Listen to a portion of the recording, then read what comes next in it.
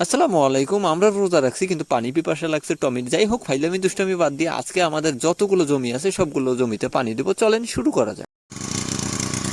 এখন বাজে প্রায় 6:30 বা 7টার মতো। তো মূলত আমরা সকাল সকাল একটু রওনা দেওয়ার কারণ হচ্ছে এইটাই, আমরা 10টা থেকে 10:30 পর্যন্ত কাজ করব। তো আমাদের কাজ হচ্ছে আজকে এই মরিচ গাছে পানি দেওয়া, পাশাপাশি যে বাগুন গাছ আছে সেখানেও পানি দেওয়া, আর কিছু আলু তুলে নিয়ে যাওয়া, কেননা সামনের সপ্তাহে আমরা আলু নিয়ে যাব বাজারে।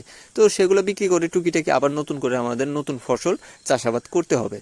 তো মোটামুটি পানি দেওয়ার কাজ শেষের দিকেই ছিল। তো আমরা আবার এই পাশ দিয়ে করছি কি, আলু তুলে নিছি, কেননা আলু যদি না তুলি তাহলে আবার অন্য একটা ঝামেলা হয়ে যেতে পারে। তো চলে আসলাম সেই বাসায় এসে এদেরকে পানি খাওয়াইতে হবে। কিন্তু পানি খাওয়ানোর আগে আমার একটু কাজ আছে। বড় ভাই পানি দিতেছে, সেখানে আমার যাইতে হবে, আর মূলত সেখানে গিয়ে সেকশনটা আনতে হবে। সেকশন মানে কোনটা সেটা পরে বলতেছি, কিন্তু আগে টমির সাথে আমার একটা বোঝাপড়া আছে, কেননা ও যে কাজগুলো করে, গরুর যে দড়িগুলো আছে না, বাছুরের দড়ি, ওগুলাকে ও কেটে দেয়। তো এখন আমি রওনা দিলাম সেই সেকশনটা আনতে। সেটা হয়তো বা দেখতে পারবেন কিছুক্ষণের মধ্যে। আমাদের ধানের আলের অবস্থা খুব বেশি খারাপ, আর আপনাদেরকে হয়তো বা এর আগে বলেছি যে আমাদের যাতায়াত করা লাগে ধানের আলে। আর টমির হয়তো বা অতিরিক্ত মাত্রায় গরম লাগছে, যেটা আপনারা ভিডিওতে দেখে বুঝতেই পারতেছেন। মানে ধানের উপরে শুয়ে রয়েছে, আর ওরে একটু কিছু কইলে ও চেইতে যায় আমার উপরে। আর দেখেন, রোজা রাখি আমরা, তৃষ্ণা পায় হলো টমির। যাই হোক, এইসব ফাইলামি ঠান্ডা বাদ দিয়ে হাত মুখ ধুয়ে আমি বাসার উদ্দেশ্যে। আর আমার বড় ভাই মূলত সুযোগের সদ্ব্যবহার করতেছে। সেটা হইলো যে উনি পানি দিতেছে, পাশাপাশি যে সময়টা আছে সেই সময়টাতে ধানের মাঝখানে যে ঘাসগুলো হয় সেগুলো পরিষ্কার করতেছে। আর আমার দায়িত্ব হলো এখন,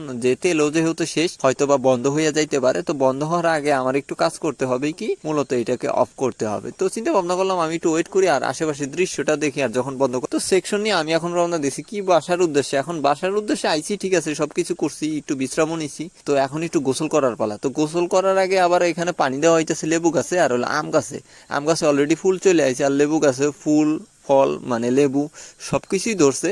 কেননা এখন যদি পানি না দেই এই ফুলগুলা টিকবে না, অধিকাংশ ফুলই ঝরে যাবে। আর এগুলা ভিজা দেখেন কি হয়েছে, মানে ওদের লাগে যে ঈদ চলে আইছে, এই জন্য ওরা ভিজা এক একজনে বিদিক একটা অবস্থা বাজায় ফেলাইছে। তো আল্লাহর রহমতে আমের ফুলগুলোও ঠিকঠাক আছিল।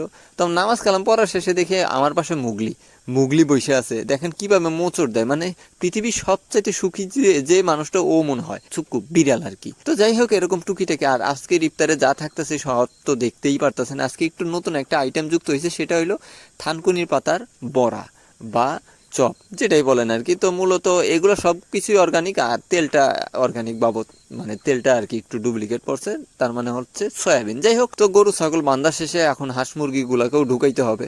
আর এইটা যেটা দেখতেছেন এটা হচ্ছে ঘাস কাটার মেশিন, ওদেরকে খাওয়াইতে হয়। বড় বড় যে এই যারা ঘাস নিপিয়ার ঘাসগুলা থাকে, তো সেগুলো খাওয়ানো লাগে। তো হাঁস মুরগি গুলাকে খাওয়ান দিলাম, কেননা ওদেরকে তাড়াতাড়ি খাওয়ান দিয়ে না ঢুকাইলে এখন কিছুক্ষণ পর ইফতারের টাইম। তো এই হলো আজকের ভিডিও। সবাই সুস্থ থাকেন, ভালো থাকেন, আল্লাহ হাফেজ, আসসালামু আলাইকুম।